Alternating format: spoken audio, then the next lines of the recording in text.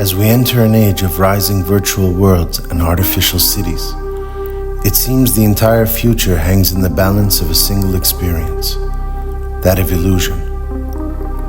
But what are the secret chambers of illusion that we must understand in order to move forward?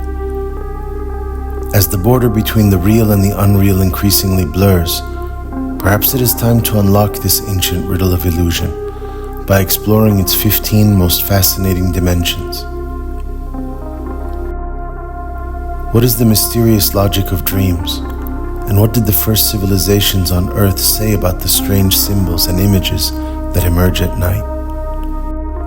What interpretations can we read in the dream temples of old Egypt or in the sleep caves of Rome? And do the algorithms of today not share a similar design with those universal dreams that can transform anything before our eyes? What is the dark psychology of the nightmare, where we encounter our deepest fears of the unknown?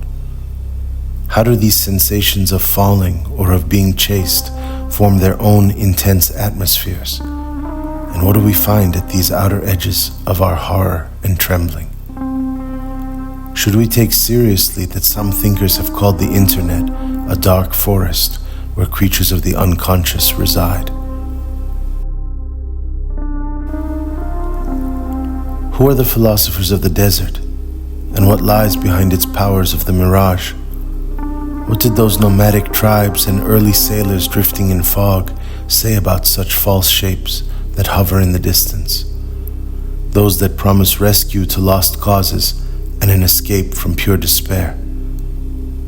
In futuristic terms, is what we call augmented reality not just the new password for the next guardians of the mirage?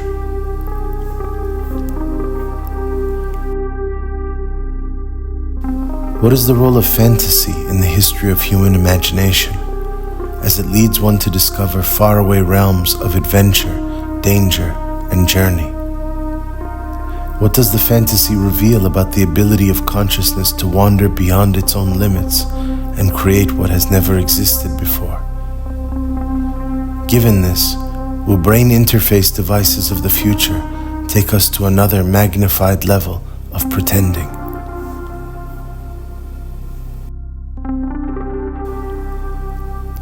How does the distorting mirror of hallucination work, where we surrender to the fragmented architecture of a carnival?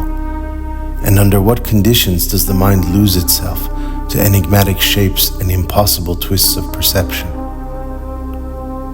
What does it mean that already artificial intelligence platforms have been found to hallucinate? What are the consequences of the simulation? Its speed, its ability to infinitely replicate itself? And what does it mean to unleash a rain of imitations that tempt us to the realer than real? The clone, the cyborg, the avatar, the hologram, no longer the original, but now the perfection.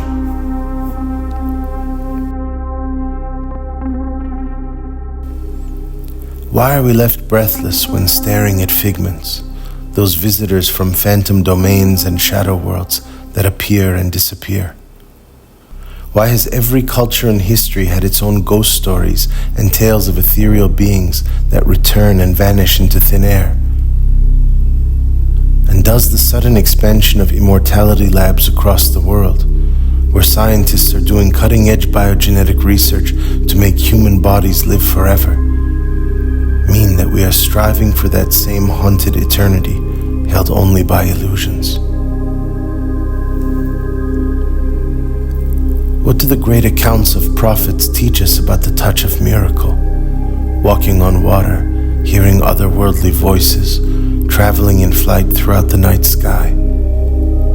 How does the miracle bend the very laws of time and space? And has technology taken its place and stolen its techniques in our modern era? Can we ever really trust the memory, those slivers of recollection that fade and come back again in partial glimpses? Do our memories deceive us? Do they change details and alter truth? And how are they intimately connected to the other side of forgetting?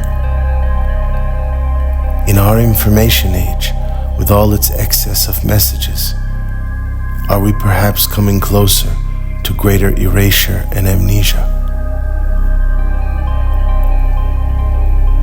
What are the techniques behind a spell? Its rhythm, its tone, its repetition of certain words or material objects that make it a force of manifestation. What can we learn about futuristic programming of codes and ciphers from the rituals of past societies and their magical traditions of trances, potions, and incantations? Why, after thousands of years, are we still infatuated by storytellers? What rare gift of astonishment is contained in these narratives that draw us into the somewhere, the nowhere, and the elsewhere? What stories will be told in future centuries, and what books will fill the future libraries?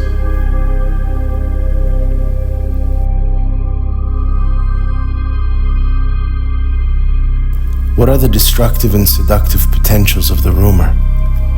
What can we learn about the future from the liar and the eavesdropper? How does every rumor harbor a molecule of wonderment or cruelty? And will future media follow this sliding scale that persuades listeners from curiosity to suspicion to paranoia?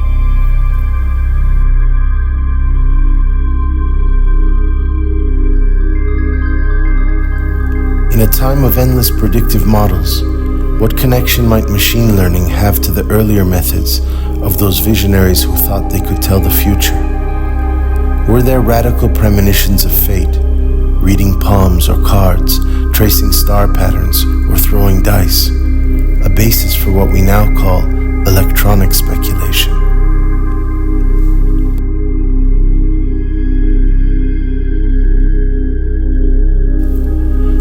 Why are society and culture itself increasingly being turned into games? And why are the most disruptive technologies introduced to us as forms of play on our digital screens?